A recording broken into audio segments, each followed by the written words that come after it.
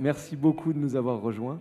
Parce que ce que je voulais, c'était qu'on termine ces 2 journées consacrées à la finance digitale en parlant d'autre chose. Parce que la finance digitale, finalement, pour les experts qui sont ici, c'est leur cœur de cible, ils parlent de ça toute la journée, c'est leur sujet, c'est mon sujet à moi tous les jours. Et puis de temps en temps, ma femme me dit, mais tu sais qu'il se passe autre chose dans le monde quand même, c'est sympa la banque et tout ça, mais enfin, il n'y a pas que ça. Et c'est vrai quand même qu'on est disrupté fortement ces dernières années, mais il y a d'autres secteurs qui l'ont été énormément et avant. Et donc, j'ai pensé à vous, je vous ai contacté, on a échangé.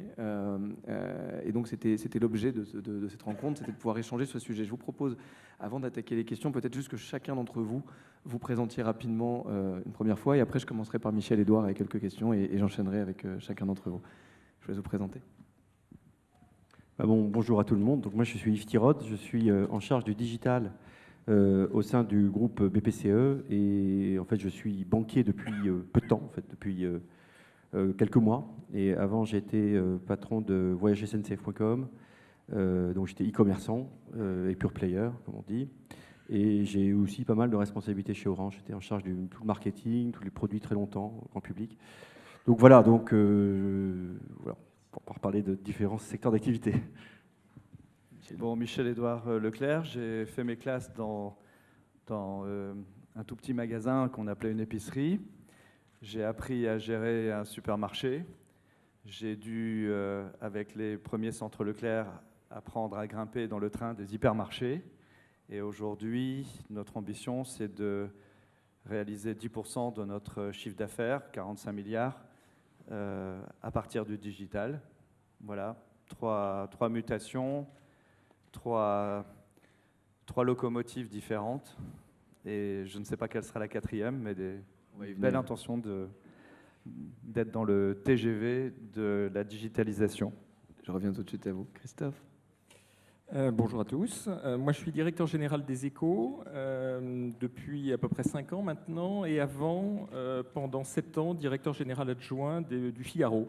Donc en fait, je suis finalement dans la presse depuis qu'elle a été fortement impactée par Internet depuis les années 2003-2004.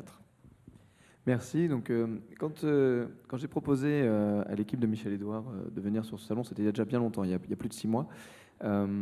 L'idée était donc, ça venait en fait du débat sur la DSP2, puisque sur la DSP2, qui est un sujet un peu technique, pardon Michel-Édouard, c'est finalement... J'ai fait philo, hein, ça va. Bon, ça va.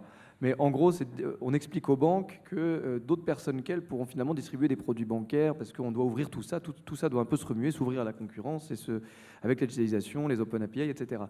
Et j'ai entendu une phrase sur une radio qui m'a rappelé quelque chose que vous aviez dit il y a bien longtemps sur une autre radio, et j'étais plus petit. C'était, mais non, mais c'est les banquiers qui peuvent vendre de la banque, c'est pas quelqu'un d'autre. Et il me semblait vous avoir entendu dire que vous aviez connu ça quand les premiers Leclerc se sont créés, c'était les bouchers qui pouvaient vendre de la viande et les poissonniers qui pouvaient vendre du poisson. Et les pharmaciens devaient vendre les médicaments. Ça, c'est plus récent, ça, je pense. C'est plus récent, mais ça a toujours été. Donc, chaque corporation croit qu'elle a le monopole, peut-être légal, mais en tout cas le monopole technique de la gestion de son précaré et ne voit jamais arriver de l'extérieur son concurrent. Finalement, la réalité, c'est qu'aujourd'hui, vous êtes quand même bien présent. Et donc, quel est votre sentiment, vous qui étiez un disrupteur historique, que ce soit dans les carburants, vous venez de parler de la pharmacie, effectivement, mais déjà au tout départ, ne serait-ce que de l'alimentation. Quelle est votre vision sur la disruption digitale aujourd'hui, et pas forcément de 2017, hein, je parle vraiment des 15 dernières années, on n'est pas dans un process qui date d'hier. Ça fait 15-20 ans, on parlera de la presse tout à l'heure, mais la musique à la fin des années 90. Quelle est votre vision sur cette transformation de la société et des industries